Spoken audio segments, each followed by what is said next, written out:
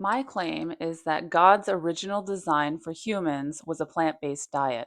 So this one's a little bit of a weird one today, but since I'm coming up to having finished the Bible in less than a year, I decided to take on this little side project as my church and we've gone through a lot of these topics throughout the year and the last few years actually.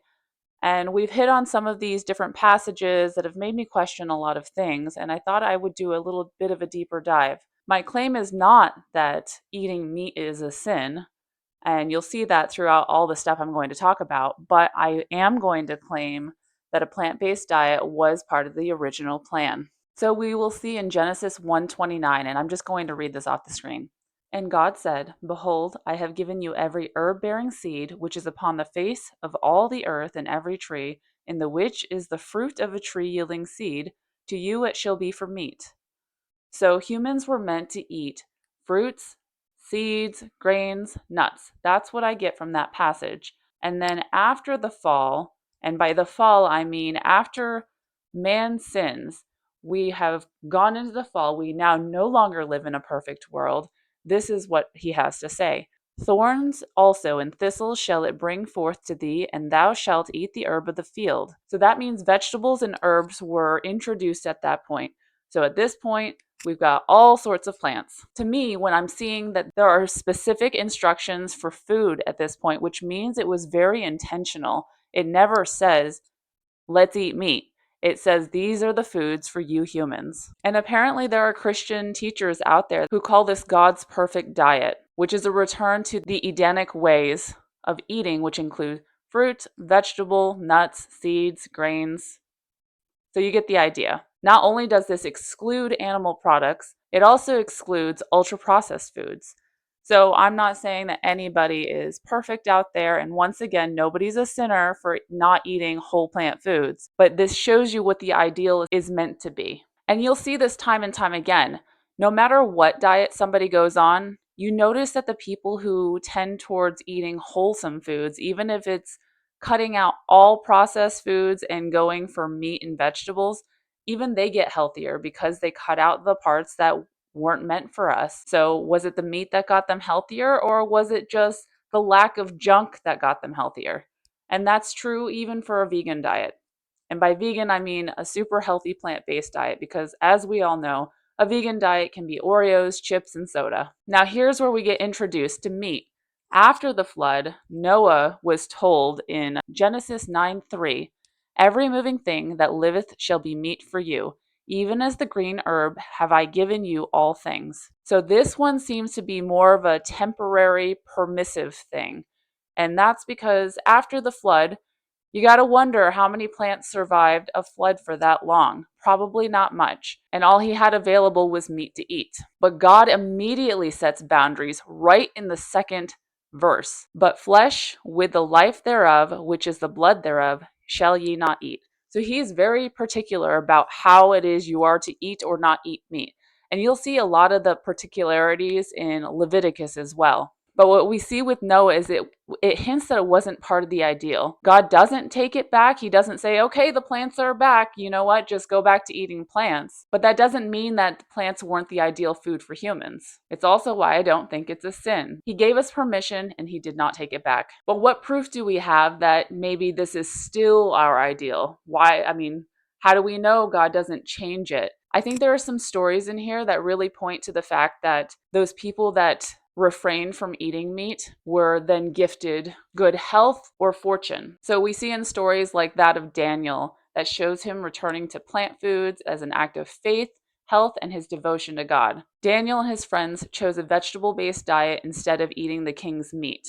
I'm not going to read this one because it's pretty long, but maybe I'll just keep it up here on the screen. It's Daniel chapter 1, verse 8 through 16. So again, God didn't command anyone to stop eating meat. In fact, he had very specific rules in Leviticus for how his chosen people should eat meat and what meat they were allowed. But in Daniel's example, those who chose to follow more like the original plan often experience favor and health. In Isaiah, we read about a prophetic imagery about the coming kingdom and return to peace and nonviolence. This is Isaiah 11:6 through 9. So in this passage, we see that the animals get along with other animals. Children are safe to play near anything that we would consider violent, potentially deadly creatures. So not even the lions and the lambs are having any issues. And we're seeing a world where nobody's eating anybody, including animals. So a lot of interpreters see this as us returning to God's original design, where there was no death. So this vision implies a restored world where humans and animals are living in harmony. And some might take this as a way of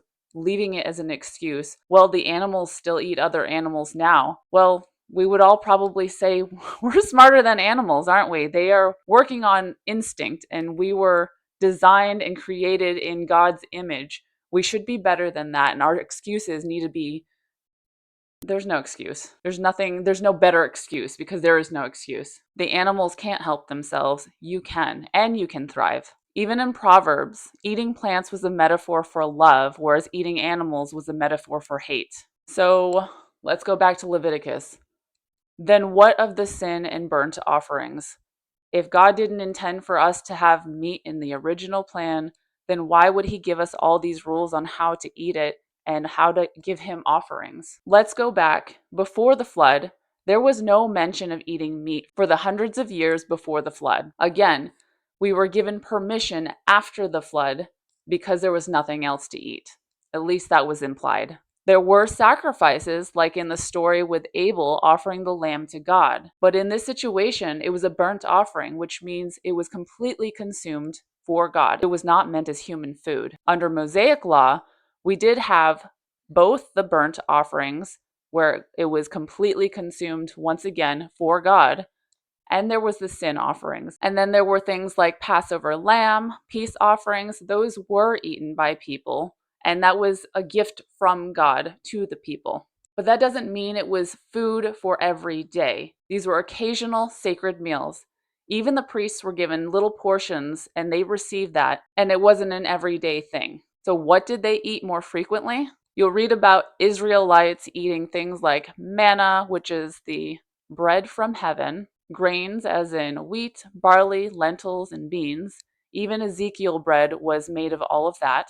You've got fruit. I read about so much fig and fig cakes, grapes, raisins, the pomegranates, vegetables, herbs, all sorts, and olive oil and honey. And I realize honey is not plant-based for a lot of people. I throw that in there because it's what the Israelites ate. The one time when the Israelites craved meat in the wilderness, God granted it temporarily to have some quail, and he didn't seem very happy with it because a lot of them got sick afterwards. So this is in Numbers 11:33.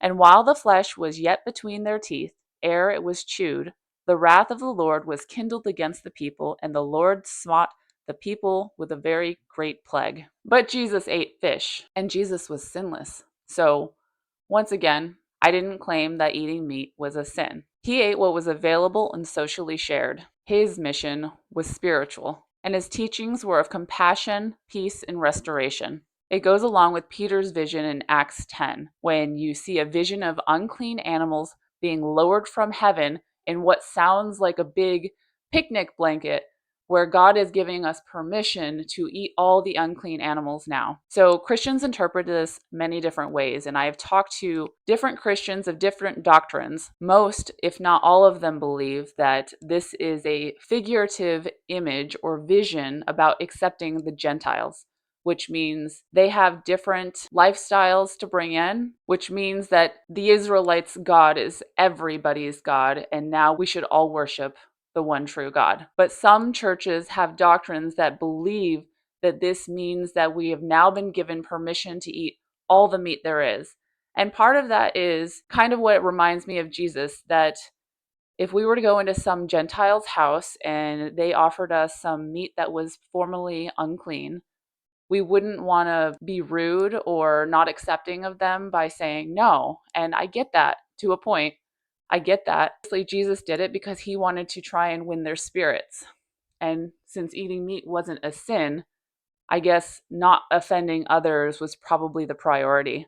And that is how my church takes it, rather than offend the person we're trying to save, you be accepting of them. Of course, I don't really like this example. I don't like this version of it because while it is not a sin, we don't do this with, the things that we do consider sins. Like we may accept people, we love people, but it's the whole hate the sin, not the sinner. So in love, we would tell somebody what the sin is so that hopefully they could change their ways, repent, and go with God. Of course, the important part is accepting Jesus, and that's what the church teaches, but they don't make excuses for all the other sins out there. But I suppose this isn't a sin, so maybe that's the difference. In the end, the gospel is about grace and not diet. And while this is true, I don't think it means that Christian liberty means indulging in everything permissible, especially since we're all called to take care of our bodies as our temple.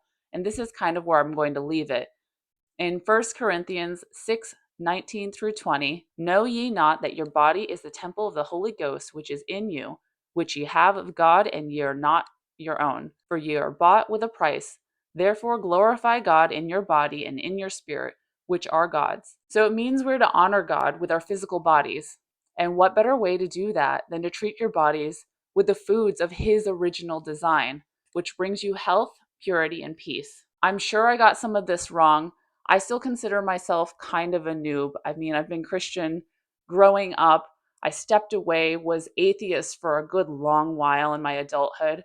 And then I got obsessed with doing a lot of research. I wanted to debunk some of the stuff in the Bible. Turns out I found myself a community and I'm back at it and I'm just digging in deep every day. So while I have an obsession with the whole plant-based diets, my other obsession is actually Christianity. So here's what I have to think about it. I may have offended some Christians. I hope not. I hope this was something you were willing to listen to. And on the flip side, I know a lot of vegans are probably anti-Christian. I hope you were able to listen through this with an open mind and know that I do believe that Christianity supports a healthy vegan diet. Let me know your thoughts and comments below.